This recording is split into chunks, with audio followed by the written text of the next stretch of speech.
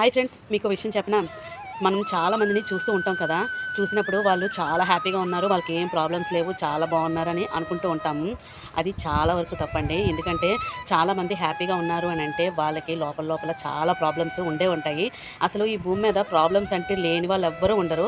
ఎందుకు అంటే ప్రాబ్లమ్స్ ఉంటేనే మనకి అది ఏ విధంగా సొల్యూషన్ తెచ్చుకోవాలి అనే దాని గురించి మనకి ప్రాబ్లమ్స్ వస్తూ ఉంటాయి. అసలు ప్రాబ్లమ్స్ లేకపోతే మనిషి అనేవాడు మంచి స్ట్రాంగ్‌గా తయారవ్వలేడు. ఎందుకంటే ఎప్పుడూ హ్యాపీగా లైఫ్ అనేది లీడ్ అయిపోతూ ఉంటే ఎవ్వరూ ముందుకు వెళ్ళలేం. ప్రాబ్లమ్స్ రావాలి, అలాగే దాని సొల్యూషన్ కూడా చాలా చక్కగా వెతుక్కోవాలి. అలాగే మన కంట్లోని నీరనేది ఎప్పుడూ ఎవ్వరికీ కనబడనివ్వకు. అది గాని ఎవరికైనా కనబడితే ఆ కన్నీళ్ళని రెట్టింపు చేసే మనుషులే ఉన్నారు తప్ప దాన్ని తగ్గించే మనుషులు ఎవ్వరూ లేరు ఈ లోకంలో. ఎప్పుడూ నీ కన్నీరుని ఎప్పుడూ ఎదుటి వాళ్ళకి చూడనివ్వకు, కనబడనివ్వకు.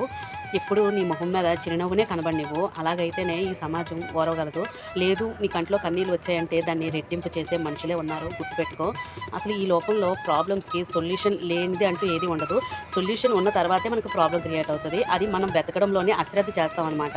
ఆ అశ్రద్ధే ఎక్కువవుతది. అది తగ్గించుకొని మనం ప్రాబ్లమ్స్‌కి సొల్యూషన్ వెతికితే కంపల్సరీగా సొల్యూషన్ అనేది ఉంటది. గుర్తుపెట్టుకోండి.